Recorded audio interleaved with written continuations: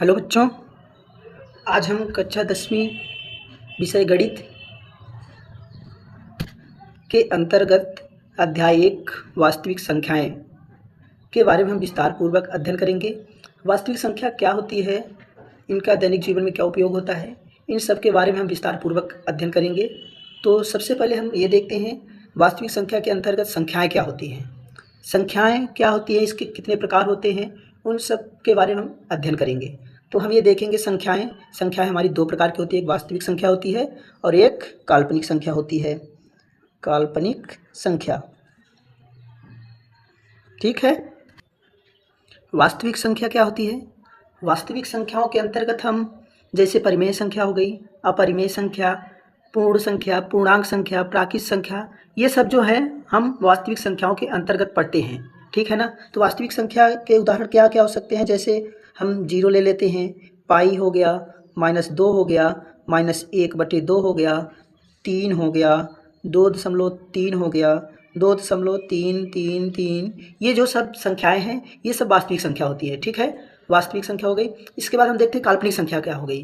काल्पनिक संख्या की बात करें तो काल्पनिक संख्या ऐसी संख्याएं होती हैं जो रूट में लिखा हो और माइनस में हो। क्या सुने आप? ऐसी संख्या जो अंडर रूट में दिया हो और वो संख्या माइनस में ही हो, वो काल्पनिक संख्याएं होती हैं। काल्पनिक संख्या हम अक्सर कक्षा 11 में पढ़ते हैं। तो इसके क्या क्या उदाहरण हो सकते हैं, देखते हैं। काल्पनिक संख्या के उदाहरण हो गया, जैसे दिया है √-3, √-5, ये जो दिया है इसको काल्पनिक संख्या बोलते हैं, ठीक है। अब समझ गए होंगे वास्तविक संख्या और काल्पनिक संख्या क्या है। अब इसके बाद हम वास्तविक संख्या के अंतर्गत पढ़ेंगे। वास्तविक संख्या के भी प्रकार होते हैं, जैसे परिमेय संख्या और अपरिमेय संख्या। वास्तविक संख्या के अंतर्गत हम देखेंगे क्या क्या होती हैं, जैसे परिमेय संख्या हो गई और अपरिमेय संख्या। ये वास्तविक संख्या के प्रकार होता है, परिमेय संख्या और अपरिमेय संख्या। तो परिमेय संख्या क्या होती है और अपरिमेय संख्या क्या होती है? परिमेय संख्या ऐसी संख्या जिसे हम अंश और हर के रूप में अर्थात P/Q के रूप में लिख सकते हैं, उसे परिमेय संख्या कहते हैं। जैसे परिमेय संख्या क्या है? ऐसी संख्या जिसे हम अंश व हर के रूप में लिख सकते हैं, है ना। अंश व हर के रूप में जैसे क्या क्या संख्या हो सकती है, जैसे समझ लीजिए, इसके उदाहरण देखेंगे तो 0 हो गया, 2 हो गया, 1/2 हो गया, 2.3 हो गया, 2.33 हो गया, ये सभी परिमेय संख्या है, ठीक है ना। अभी हमने क्या बात किया? ऐसी संख्या जिसे हम अंश व हर के रूप में लिख सकते हैं, ठीक है।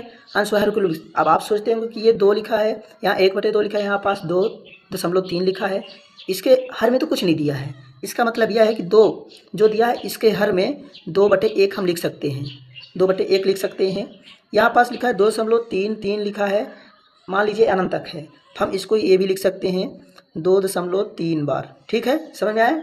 तो ये परिमेय संख्या हो गई। अपरिमेय संख्या क्या होती है? ऐसी संख्या जिसे हम अंश व हर के रूप में नहीं व्यक्त कर सकते हैं, ठीक है, तो उसको अपरिमेय संख्या कहा जाता है। अपरिमेय संख्या क्या है? ऐसी संख्या जिसे हम अंश व हर के रूप में नहीं व्यक्त कर सकते हैं, उसको अपरिमेय संख्या कहते हैं। अपरिमेय संख्या क्या क्या हो सकती हैं, जैसे इनके हम उदाहरण देखेंगे। उदाहरण जैसे √3 को हम क्या बोलेंगे? यह एक अपरिमेय संख्या है। जैसे देखेंगे √2/3, ये भी एक अपरिमेय संख्या है। पाई क्या है? पाई भी एक अपरिमेय संख्या है। पाई के बारे में हम बात करेंगे तो पाई, प्रश्न आता है अक्सर कि पाई कैसी संख्या है, परिमेय है कि अपरिमेय, तो हम क्या बोलेंगे? पाई एक अपरिमेय संख्या है। अगर आपके ऑप्शन में अपरिमेय संख्या नहीं दिया है तो फिर क्या होगा? तो पाई एक वास्तविक संख्या है, ठीक है। समझ गए होंगे परिमेय संख्या और अपरिमेय संख्या के बारे में। इसके बाद हम परिमेय संख्या के अंतर्गत कई सारी संख्याएं, जैसे पूर्ण संख्या हो गई, पूर्णांक संख्या, प्राकृत संख्या, इन सब के बारे में हम अध्ययन करेंगे।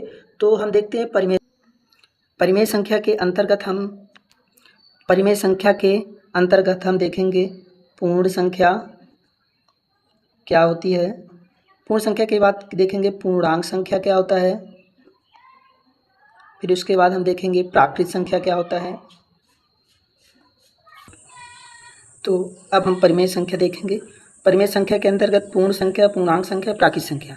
तो सबसे पहले देखेंगे पूर्ण संख्या क्या है। ऐसी संख्या जो 0 से लेकर अनंत तक जाती है उसे पूर्ण संख्या कहलाती है। इसका मतलब यह है कि पूर्ण संख्या क्या होती है? पूर्ण संख्या 0 से प्रारंभ होती है और अनंत तक जाती है ना। इसके उदाहरण क्या क्या हो सकती है? 0, 1 2 ऐसे लेकर कई सारी संख्याएं हैं जो अनंत तक होती हैं, उसको हम पूर्ण संख्या कहते हैं।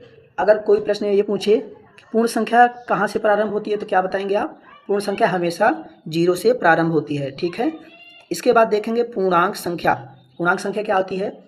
धनात्मक, ऋणात्मक व शून्य से मिलकर बनने वाली संख्या पूर्णांक संख्या कहलाती है। इसका मतलब क्या हुआ? पूर्णांक संख्या क्या है? धनात्मक, ऋणात्मक व शून्य से।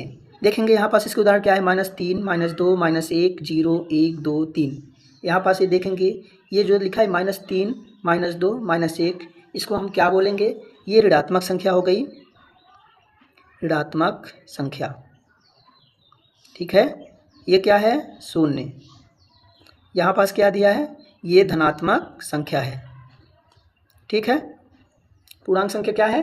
धनात्मक, ऋणात्मक व शून्य से मिलकर बनने वाली संख्या पूर्णांक संख्या कहलाती है ना। इसके उदाहरण हम देख लिए, -3, -2, -1, 0, 1, 2, 3। ये जो सब दिया है ये धनात्मक, ऋणात्मक संख्याएं हैं। इसके बाद हम देखेंगे प्राकृत संख्या। प्राकृत संख्या क्या होती है? ऐसी संख्या जिसका उपयोग हम वस्तुओं को गिनने के लिए करते हैं, तो उसको हम प्राकृत संख्या बोलते हैं। तो परिभाषा क्या हो जाएगी? वस्तुओं को गिनने के लिए जिस संख्या का प्रयोग करते हैं उसे हम प्राकृत संख्या कहते हैं, ठीक है। इसके उदाहरण क्या होंगे? 1 2 3 ऐसे लेकर कई सारी संख्याएं होंगी जिसका उपयोग हम वस्तुओं को गिनने के लिए, जैसे हम देखेंगे ये पेन है तो उसको हम क्या बोलेंगे? ये हमारे पास एक पेन है ना। ऐसे मान लीजिए बोलेंगे अब कितने पेन है हमारे पास? तो 2 पेन है। वस्तुओं को गिनने के लिए जिस संख्या का प्रयोग किया जाता है उसे प्राकृत संख्या कहते हैं। समझ गए होंगे ना। अब ये पूछे कि प्राकृत संख्या कहाँ से प्रारंभ होती है, तो प्राकृत संख्या हमेशा 1 से प्रारंभ होती है, ठीक है ना। इसके बाद हम देखेंगे सम संख्या का होता है। सम संख्या ऐसी संख्या है जिसमें हम 2 का भाग दे तो वह संख्या पूर्णतः विभाजित हो जाए। क्या मतलब? जैसे क्या संख्या हो गई? 4। 4 में हम 2 का भाग देंगे तो उसमें पूर्ण रूप से विभाजित हो जाएगा, है ना। 2 दूना 4 होता है। इसकी परिभाषा क्या हो जाएगी? ऐसी संख्याएं